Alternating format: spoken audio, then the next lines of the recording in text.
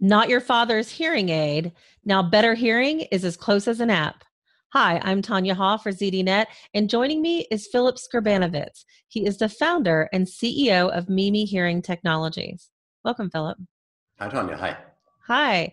You're in Berlin with your startup, Mimi, and you guys have been around for about 4 years. Is that right? That's right, yeah. What do you do at Mimi? So when you buy an Ultra HD television, of course you put on your glasses or when you go to a gallery. But in audio, this is not happening. There's a lot of optimization happening, but we're all consuming the same audio, but we hear all differently. And Mimi makes software so people hear better based on their hearing ability. And our two main products are advanced hearing tests and then sound processing algorithms that we license to audio companies. You launched, as you pointed out, about 4 years ago with the intent to help people who had major hearing loss. I would say probably my grandmother, who is 100 years old.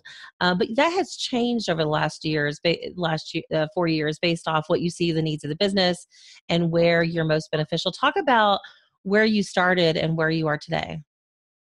Initially, we realized that people that are hard of hearing, very little of them actually get hearing aids, and we wanted to tackle that problem.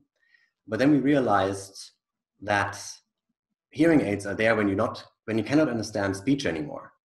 So it's very late and very strong hearing loss. But when we, for example, listen to music, we really want to hear all of the details. And age-related hearing loss starts in our teenage years, and it just gets so worse and worse until we need a hearing aid. But earlier, music is affected. We cannot really enjoy the richness. And then we had a breakthrough on the processing side so that suddenly we could also improve music to people in their 30s already. And this completely changes the whole field because we can remove the stigma and it becomes totally normal for everyone to adjust sound to their hearing ability. Talk about how your software works. So we have multiple components. On the one hand, we have mobile-based hearing tests that people can just download and take very easily in the comfort of their home. On the other hand, we have a sound processing algorithm that mimics a healthy human ear, and it adjusts sounds not by making things louder, but actually by processing it like a normal healthy ear would do and making it easier for your brain to extract information from the sound signal. So, for example, in a restaurant, you cannot really tell the different voices apart, and we make it easier for the brain to tell different frequencies apart. So, out of 360 million people worldwide who have a disability in hearing, 32 million of those are children, and I would imagine many of those don't have access to modern technology. Is there a way that you're reaching out and helping people who are struggling with this type of disability? So the great part is our hearing tests are on the App Store, so people can just download them in the remotest parts of the world and test their hearing. And then they can also directly try out our sound processing to really experience how it is.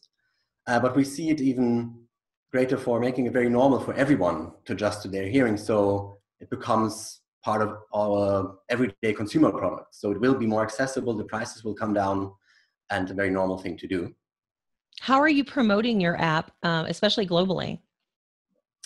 So we are, for example, in Germany, we're partnering with Germany's largest health insurance, working with them, but otherwise very organic. A lot of people are searching for hearing tests. We have really built a great product, highly rated. So then the choice falls to download our app. We're very proud of our designers, of the great product that they built.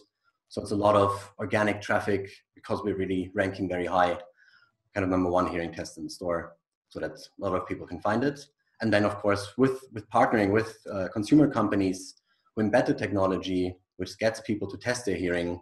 So those are the two main channels, kind of App Store, and then through partnering, we reach a lot of people.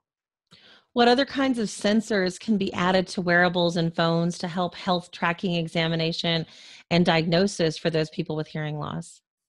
So we are our main focus is on developing software, and our solution doesn't require any hardware changes. So we can be basically in any audio product can be placed there. And we can even detect some things that usually required some physical examination. So I think we're not on the adding new sensors in the hardware, but developing very clever tests that can test even deeper parts of your hearing. How important is it to have, I tried to download the app and run the test myself. And, it's important to use really good quality technology, which is, I can see why, that's important from the standpoint of moving forward in your software. How important is it to have the exact, perfect headphones, or what type of equipment to use to actually use your app? So we initially started on calibrated equipment like the iPhone with AirPods or EarPods.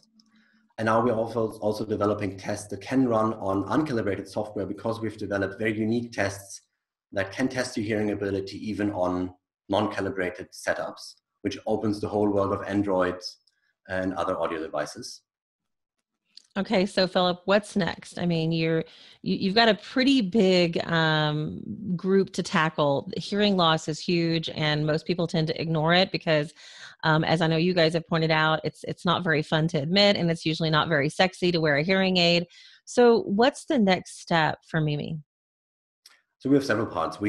On the one hand, we managed to get this topic of, hey, you should be taking care of your ears.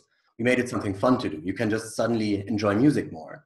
So we got this from a kind of your parents telling you off that you not listen so loud to music, to a topic where you say, hey, I want to measure my hearing because I want to enjoy music. So it's kind of a shift there. Then we're really on the path to really understanding how hearing works globally.